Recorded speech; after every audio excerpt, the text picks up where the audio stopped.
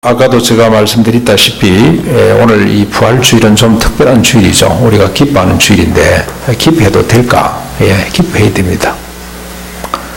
오히려 여러분 저 사람들에게 뭐 살아 돌아온 사람이라 정말로 시신으로 돌아온 사람이라 여러분 소망은 부활밖에 없습니다. 십자가 부활밖에 없잖아요.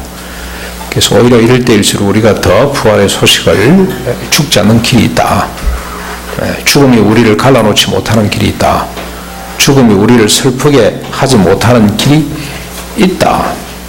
그걸 역사적으로 증명할 수 있고 또 그 의미를 깊이 우리가 증명할 수 있는 이런 영성을 갖추는 것이 필요하다. 그래서 오늘 우리는 이 부활의 역사적 사실성 그리고 부활의 의미, 하나님의 능력이 무엇인지 단순한 의미가 아니고 이 부활의 능력이 뭔지를 같이 한번 더 점검하면서 우리 자신뿐만이 아니고 시대를 책임지는 슬픔 가운데 빠져있는 이 시대를 책임지는 여러분 우리 개인적으로도 다 경험할 일이고 또 경험하고 있는 일이고 그렇습니다.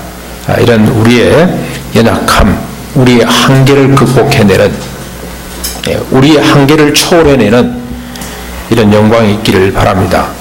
먼저 1절에 보시면 안식 후 첫날 문동 트는 시간이었습니다. 막달라 마리아와 다른 마리아가 주님의 무덤을 보려고 갔습니다. 이들은 안식일 전날, 그러니까 3일 전이죠. 3일 전에 해 기우는 시각까지 주님의 무덤을 지켰던 여인들입니다. 3일이 지났으니 우리 한국으로 치면은 사모날입니다. 무덤이 어떤지를 돌아보기 위해서 가는 날입니다. 그런데 여인 두 사람이 갑니다. 여러분 저 어떤 생각이 드십니까?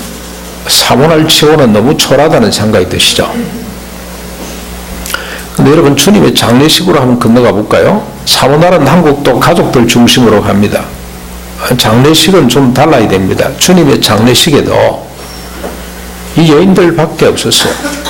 아리마드 사람 요셉이라는 사람이 있었고 요한은 마지막까지 이렇게 요한아 오늘부터 내 어머니를 네 어머니다. 이걸 보면 요한이 지키고 있었구나 하는 생각이 듭니다만 장례식에 그렇게 사람들이 많지 않았습니다. 구경꾼들은 많았습니다. 많은 사람들이 여러분 저 북한에도 공개 취향할 때 사람들 막 동원이 되고 구경하는 사람이 있는 것처럼 구경꾼들은 있습니다만 장례식에 참여한 사람은 여인들 몇 사람밖에 없습니다.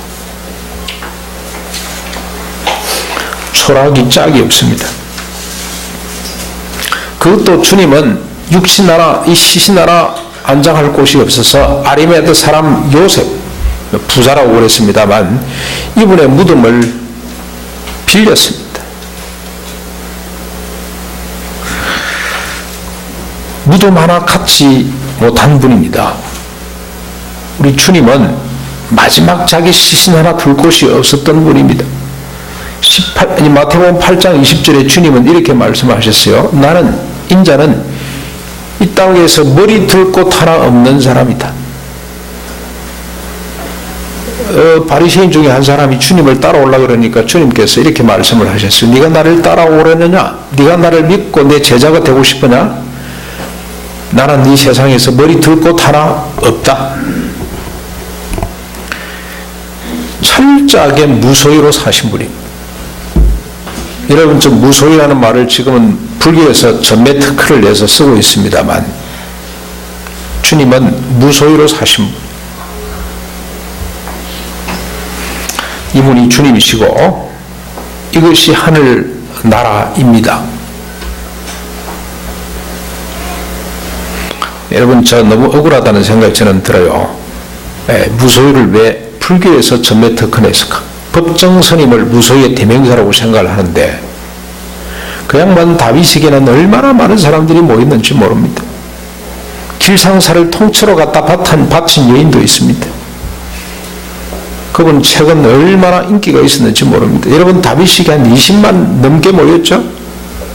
다윗식이라고 장례식입니다. 그분 장례식에는 그를 지지하고 슬퍼하는 사람이 그렇게 많았습니다. 그러나 우리 주님의 장례식은 기껏 여인 4사람이 참여하는 것으로 끝났습니다.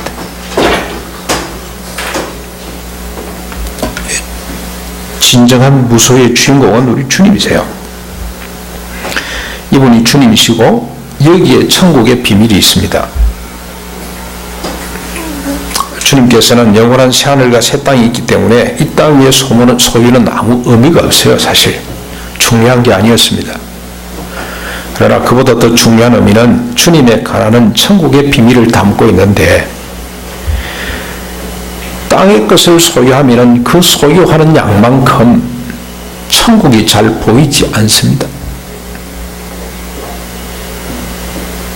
한 가지 예를 들어 보실까요? 예수님을 죽음으로 몰았던 대제사장들은 경비병을 갖고 있었어요. 경비병. 단수가 아닙니다. 군대를 갖고 있었다 보시면 됩니다. 군대. 군사적 힘이 있었어요.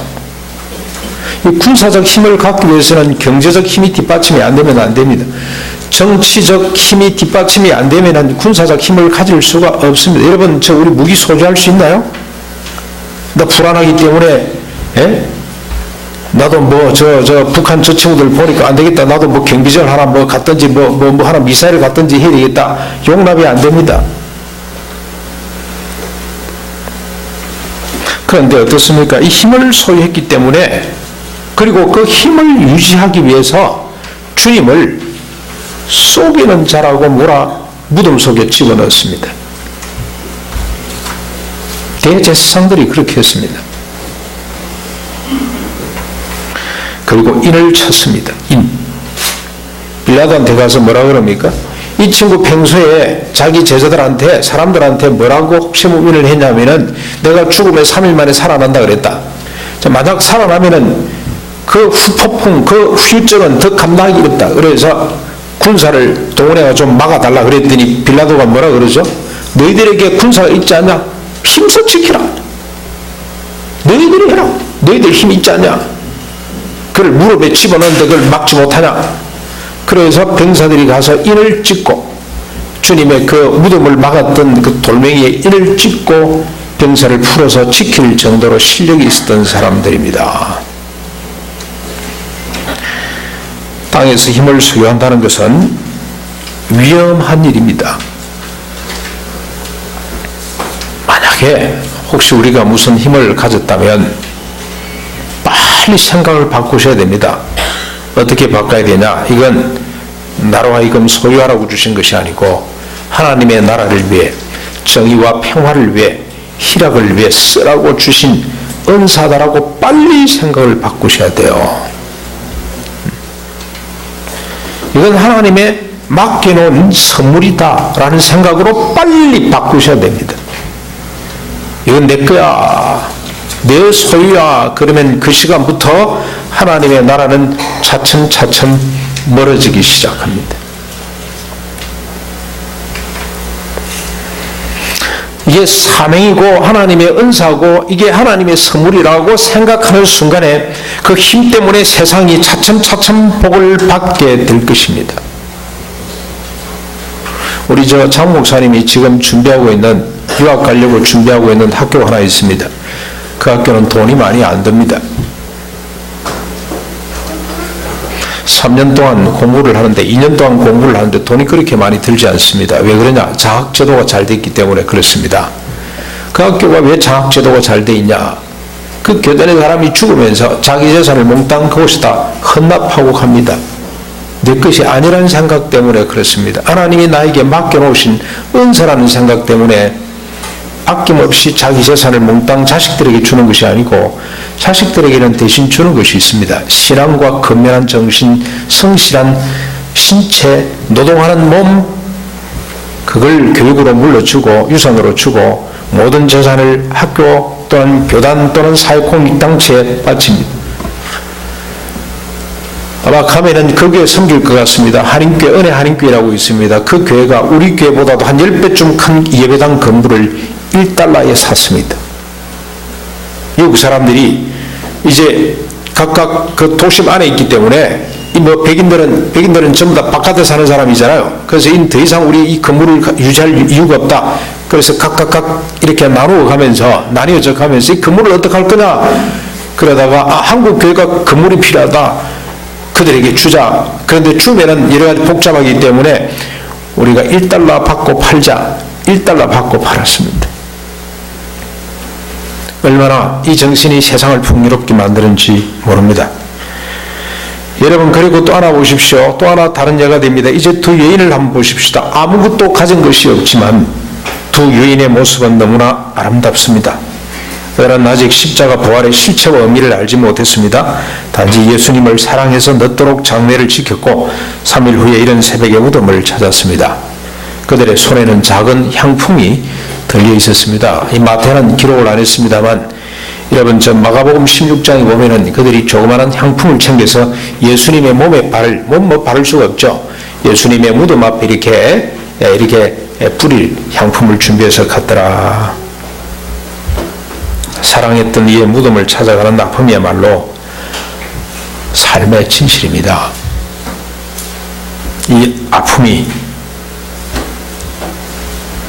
길가에 핀 조그마한 들꽃 하나에서도 삶의 의미를 느끼고 또 하나님을 더듬어 발견하게 하는 눈을 갖게 했다고 저는 그렇게 생각합니다. 자, 2절 3절 넘어가시면 여인들이 주님의 무덤에 도착했습니다. 그때 큰 지진이 났습니다. 그리고 주님의 천사가 하늘부터 내려와 무덤을 막은 돌을 굴려내고 그 위에 앉았습니다. 그 천사의 모습은, 형상은 번개 같다. 이 번개가 잘못된 거죠. 빛입니다. 빛. 그 빛나고 있는 라이팅, 번개가 아니고 이게 그냥 오르륵 캉캉 치는 번개가 아니라 빛 같고 그 옷은 눈같이 희었더라. 많은 사람은 이 부분을 신화라고 생각을 합니다. 우리의 출석하는 사람들 중에 아직도 그렇게 생각하는 사람들이 있습니다. 그러나 영적 현실입니다. 현실. 두 여인뿐만이 아니라 무덤을 지키던 병사들이 같은 시간에 같은 장소에서 체험한 현실입니다.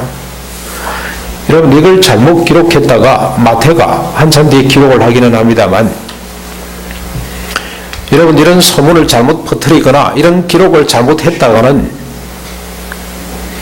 거짓 사실 유포죄, 사회혼란죄, 신성모독죄를 뒤집어 쓰고 사형에 처해질 수가 있습니다. 좀 전에 말씀드린 것처럼 여러분, 마태복음 27장 61, 66절에 보면은 대제사장들과 바리새인들이 두 눈을 부릅뜨고 예수님이 살아났다는 사실을 유포하는 사람을 잡아 가두기 위해서 설치고 있는 세상입니다. 마음대로 기록할 수가 없습니다. 이걸 기록했다는 것은 얼마나 이게 뚜렷한 사실인가 하는 것을 잘 증명해 주고 있습니다. 4절 5절에 보면은 당시의 상황을 목격한 사람들이 떨 수밖에 없었다고 기록하고 있습니다. 훈련된 병사들도 두려워 떨어서 마치 죽은 사람처럼 되었더라. 여자들도 떨었더라. 두려워했더라. 여러분, 저 인간의 정서 가운데 이 두려움이라는 것은 가장 오래가는 기억입니다. 죽을 만큼 떨렸다라는 것은 어떤 증거보다도 더 뚜렷한 증거가 될 수가 있습니다. 저는 군대 생활 때 우리 훈련하다가 어떤 장교 한 분이 완전히 떨어져 죽을 위기 상황에 봉착한 적이 있습니다. 여러분, 지금 그러면은 별로 기억이 안 되시죠? 감이 안 잡히시죠? 저는 지금도 살찜이 떨릴 만큼, 이 가슴이 떨릴 만큼 그게 기억에 사라지지 않고 있습니다. 일종의 무슨 고소공포증 비슷한 것으로 만들어, 그때 아마 그걸 못 깼던 모든 사람들은 다 아마 그런 생각을 지금도 하고 있을 것 같아요. 그런 어떤 트라우마가 지금도 남아있다는 생각이 듭니다. 죽을 만큼 떨렸더라. 사실입니다. 사실. 이 정언은 우리가 거부할 수가 없습니다. 5절 6절은 너희의 천사들이 여자들에게 말합니다. 이렇게 떨고 있는 여자들에게 말합니다. 너희는 무서워하지 말라. 십자가에 못 박히신 예수를 너희가 찾는 줄을 내가 아노라. 그가 여기 계시지 않고 그가 말씀하시던 대로 살아나셨느니라. 와서 그가 누우셨던 곳을 보라.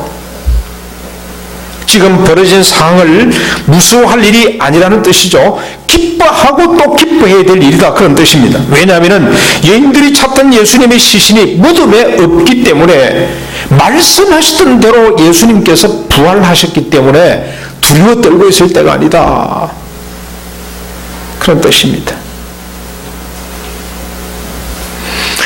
주님은 평소 십자가에 대해서 자주 말씀을 하셨죠. 직접 언급하신 것만도 3번이나 됩니다. 그런데 그때마다 반드시 부활을도 같이 말씀을 하셨어요. 비공식적으로 또 간접적으로 주님의 십자가 부활에 대한 이야기는 수없이 많이 했어요. 비유를 들어서 많이 하였습니다. 그러나 직접 내가 올라가서 장로들에게 고난을 받고 십자가에 달려 죽고 죽은 지 3일 만에 부활한다는 말씀을 반드시 이렇게 십자가 부활을 엮어서 3번이나 공포하셨습니다. 주님이 이렇게 자주 말씀하셨다는 것은 주님의 사역의 핵심이기 때문입니다. 그만큼 중요한 일이기 때문입니다. 구원과 하나님의 나라에 있어서 십자가와 부활은 근본입니다. 근본. 주님이 행하신 수많은 기적과 표적들은 다 이 십자가 부활로 귀결되도록 되어 있습니다. 뭐가 이렇게 중요하냐? 십자가는 인간의 죄와 극값인 사망을 해결하는 하나님의 지혜입니다. 반면에 부활은 성도의 육체의 부활의 첫 열매가 되며 새 생명의 근거가 되는 하나님의 지식입니다. 하나님은 그의 백성들로 하여금 주님의 십자가를 통해 죽음에 대하여 죽고 주님의 부활을 통해 생명에 대하여 살도록 하셨습니다. 하나님은 그의 백성들로 하여금 십자가로 원수되었던 관계를 소멸하고 부활로 하나님과 화목된 관계로 회복하셨습니다. 십자가로 죄와 세상에 대하여 죽고 부활로 의와 천국에 대하여 살게 하셨습니다. 십자가로 옛사람이 죽고 부활로 새사람이 다시 태어나도록 하셨습니다. 그래서 주님은 십자가 부활에 대한 이야기를 계속했습니다. 오히려 많은 표적과 기사, 사람을 살려내는 일도 이 십자가 부활을 이야기하기 위한 하나의 도구로 주님이 사용하셨다고 보셔야 됩니다. 그만큼 십자가 부활은 주님의 사역의 핵심이고 주님의 메시지의 핵심이고 주님이 이 땅에 오신 궁극적인 목적입니다. 이런 주님의 십자가를 부활을 두려워하다니 말이 안 됩니다. 세상에 알려져야 됩니다. 그래서 7절에 천사가 여인들에게 말합니다. 빨리 가서 그 제자들에게 이르되 그가 죽은 자 가운데서 살아나셨고 너희보다 먼저 갈릴리로 가시나니 거기서 너희가 배우리라 하라. 보라 내가 너희에게 일렀노라. 맨 뒤에 보라 내가 너희에게 일렀노라 이 말이 무슨 말입니까? 절대 잊어버리지 말고 내가 너희들한테 이야기했다. 천사의 사명입니다. 그렇죠? 주님의 보냄을 받은 천사는 이 두 여인에게 알리는 겁니다. 내가 이야기했다. 잊어버리지 말고 가감하지 말고 그대로 가서 전해라. 이 주님의 부활 소식을 알리라고 합니다. 알리되 제일 먼저 주님을 부인하고 각기 제 길로 도망간 제자들에게 알리라고 그렇게 말하고 있습니다. 그뿐만이 아니라 부활하신 주님이 갈릴리에 먼저 가서 그 제자들을 기다린다고 그렇게 알리라고 말씀합니다.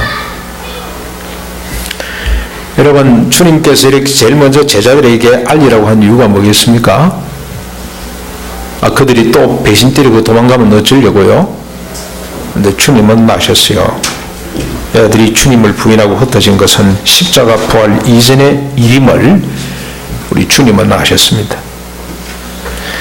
십자가 부활 이후에는 그들이 주님을 위해 십자가를 거꾸로 질 수 있다는 것을 아셨습니다.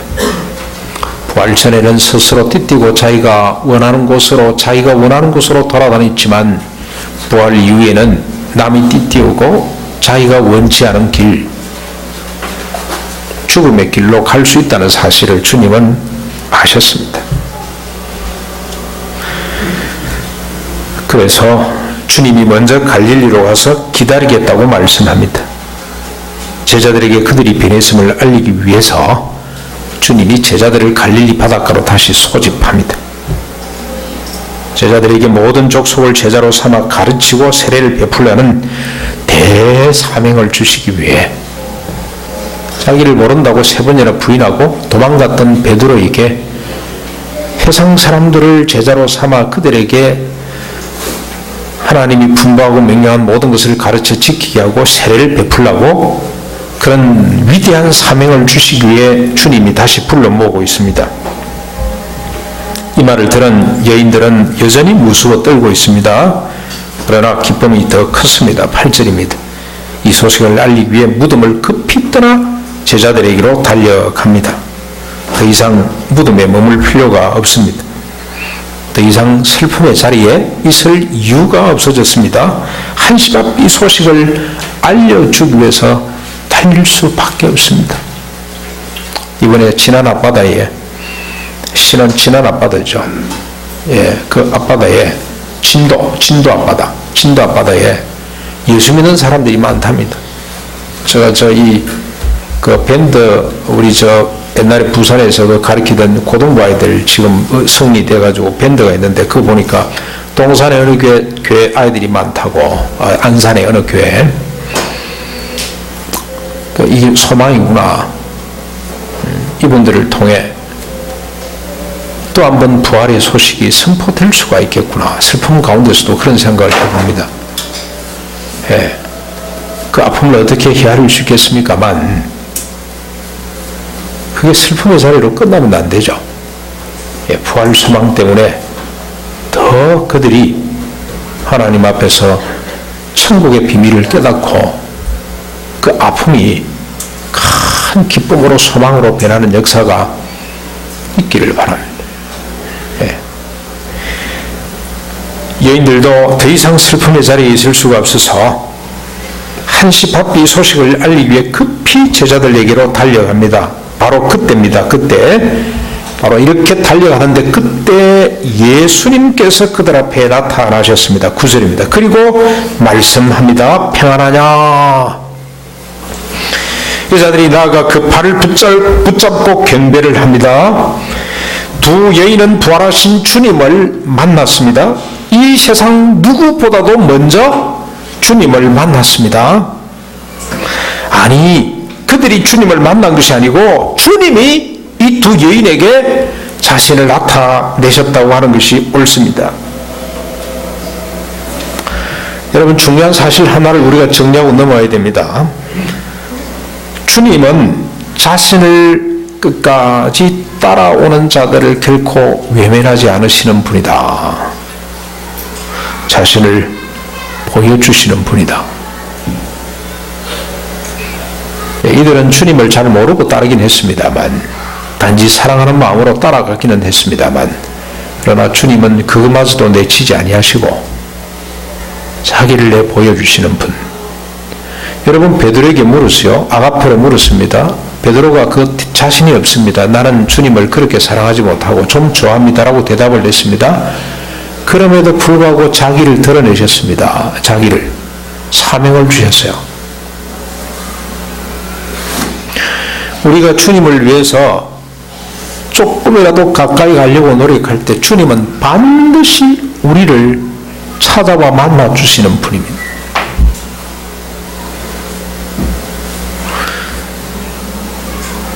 우리가 특별 새벽기도 하자 그랬죠.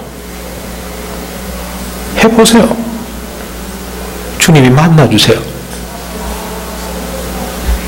우리가 주일 성수를 보고자 하죠. 주님을 내 수준에서 한번 섬기고 싶고 내 수준에서 주님을 가까이 하고 싶어 하죠. 결코 주님은 그 수고를 외면하지 않습니다. 반드시 만나주십니다. 만나주세요. 은혜를 사모하잖아요. 내 수준에서 사모합니다. 그런데 주님은 그것도 외면하시지 아니하시고 반드시 자기를 드러내 주시는 분입니다. 근데 중요한 건 주님이 어떻게 자기를 드러내 주시느냐가 더 중요합니다. 천국의 비밀, 십자가 부활의 비밀, 이걸 드러내 주시는 분이에요.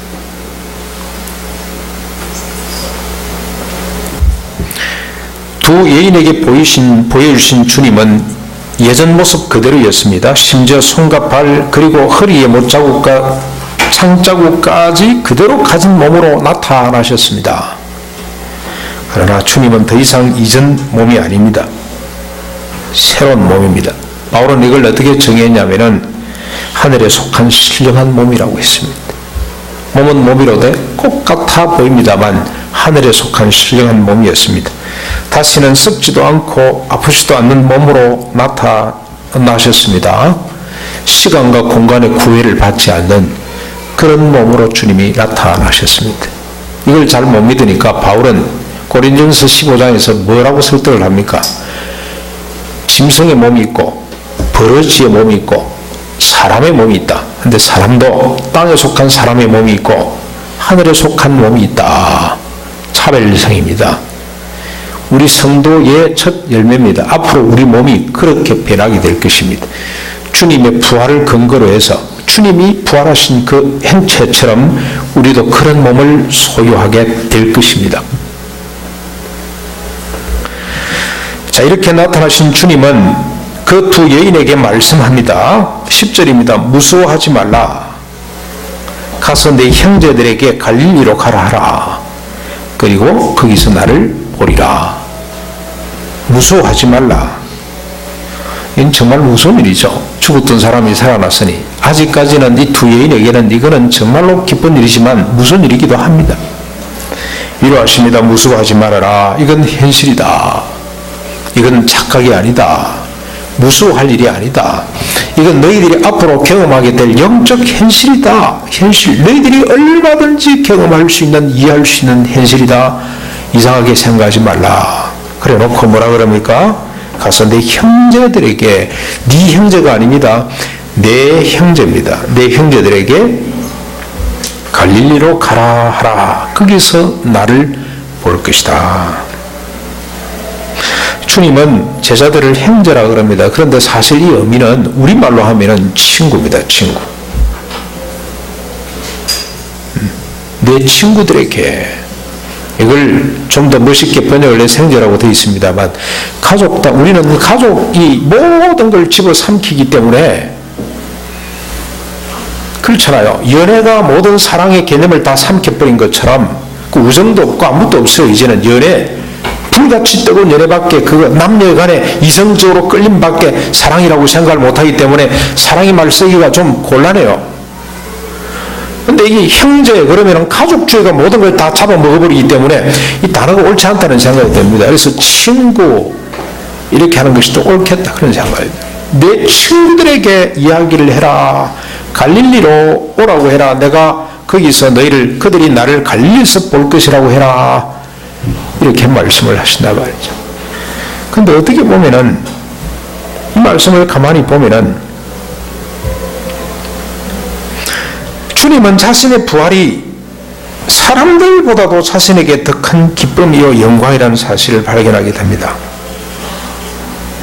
주님이 더, 우리가 인간적인 표현으로 하면 더 흥분해 있어요. 지금 주님이 더 바빠요. 부활하신 주님이 더 업되어 있습니다. 업.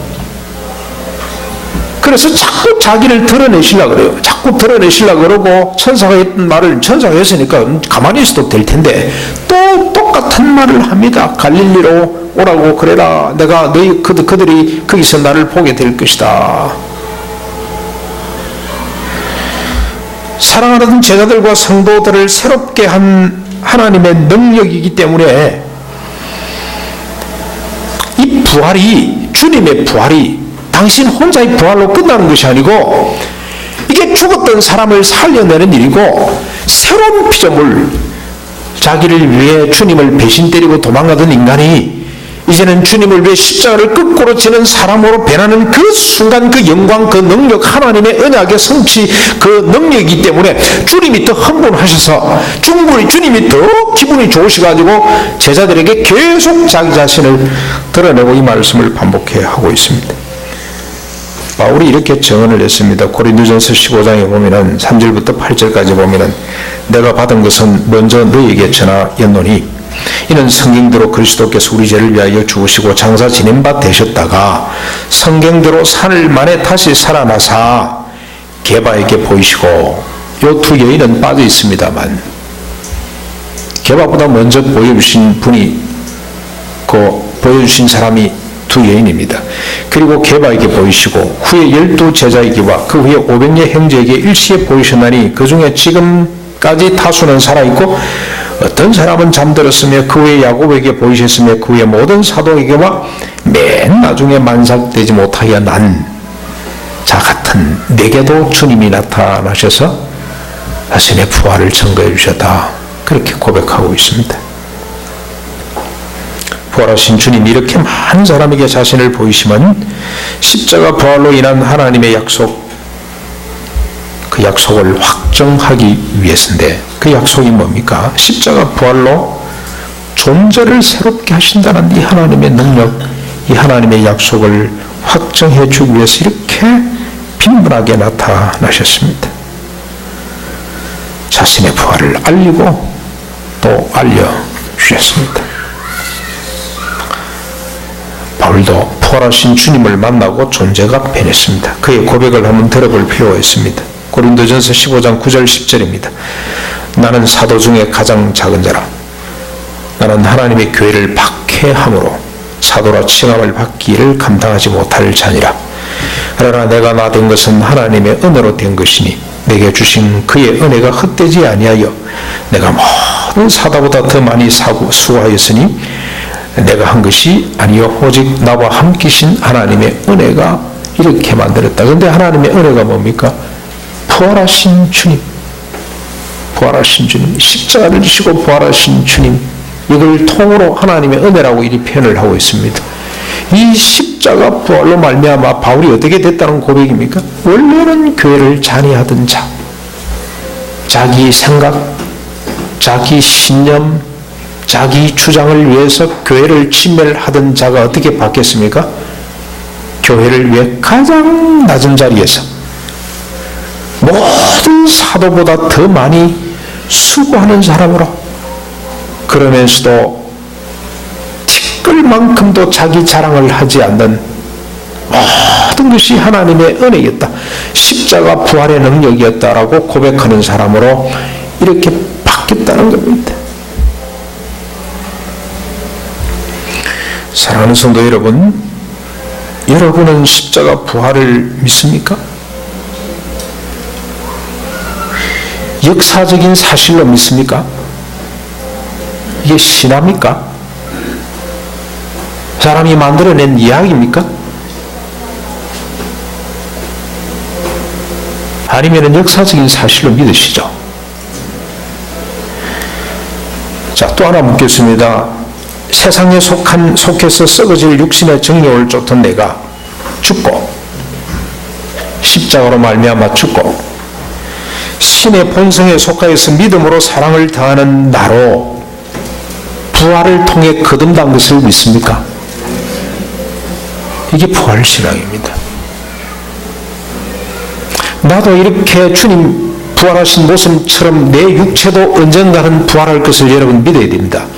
그게 부활의 사실입니다. 그뿐만이 아니고 앞에 여기 기록된 것처럼 썩어질 육신의 정욕을 따를 수밖에 없었던 우리 옛사람이 십자가로 말미암아 죽고 이제는 우리가 신의 성품에 참여해서 믿음의 지식을 쭉 나가서 형제 우애와 사랑을 더하는 사람으로 부활로 말미암아 거듭난 것을 믿으셔야 됩니다.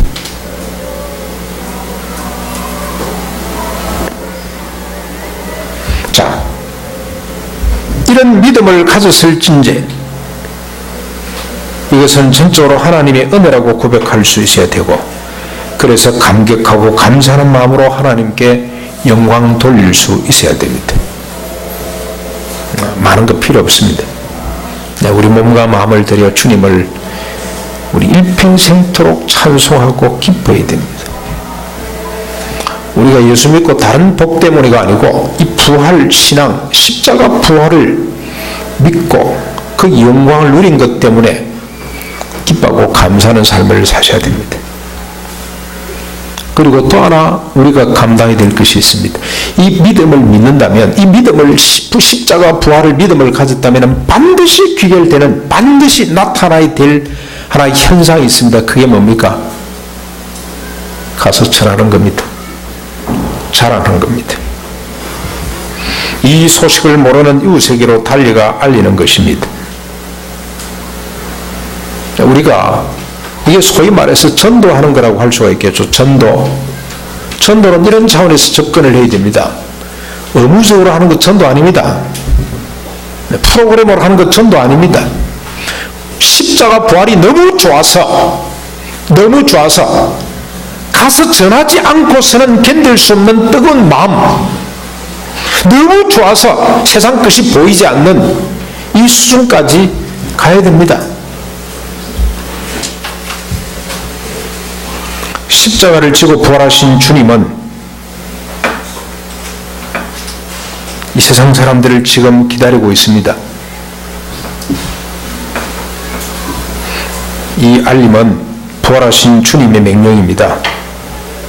그리고 아직도 십자가 부활을 알지 못하는 세상 사람들이 기다리는 소식입니다. 여러분, 진도받아 사람들이 기다리는 소식은 이 부활 소식입니다. 내 아들이 살았다. 이 소식보다도 더 근본적인 소식은 십자가 부활 소식입니다. 이 소식만 인생의 모든 문제를 해결할 수가 있고, 저들의 눈에 눈물을 닦을 수가 있고, 자식의 죽음 앞에서 찬송하는 사람으로 만들 수가 있습니다.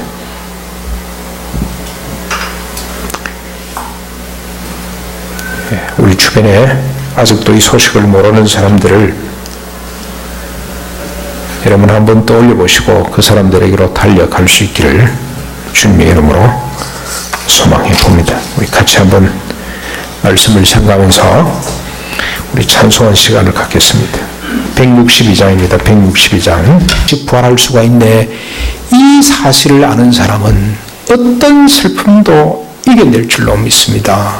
우리 성도님 그러고 있잖아요. 지금 우리 교인들 가운데서도 그런 분이 계시잖아요. 사랑하는 자식의 죽음을 부활신앙으로 오히려 하나님 앞에 더 감사하는 사람이 있잖아요. 이 땅 위의 분노, 이 땅 위의 슬픔을 진정으로 해결하는 길은 십자가 부활 소식밖에 없습니다. 그래서 여러분 한번 우리 주변을 살펴보시고, 정말로 가난한 사람은 이 소식을 알지 못하는 사람이 가난한 사람입니다. 그 사람들에게 이 아름다운 소식을 전하는 천사가, 내가 너에게 일어나니라, 내가 너한테 책임을 다했다, 이제 너희들 책임이다, 빨리 가서 전하라. 급히 기쁨으로 달려갔던 그 두 여인처럼 아름다운 부활 소식을 소개하고 자랑하는 저와 여러분이 되시기를 주님의 이름으로 축원합니다. 우리 같이 말씀을 생각하면서 찬송 한 장 하겠습니다.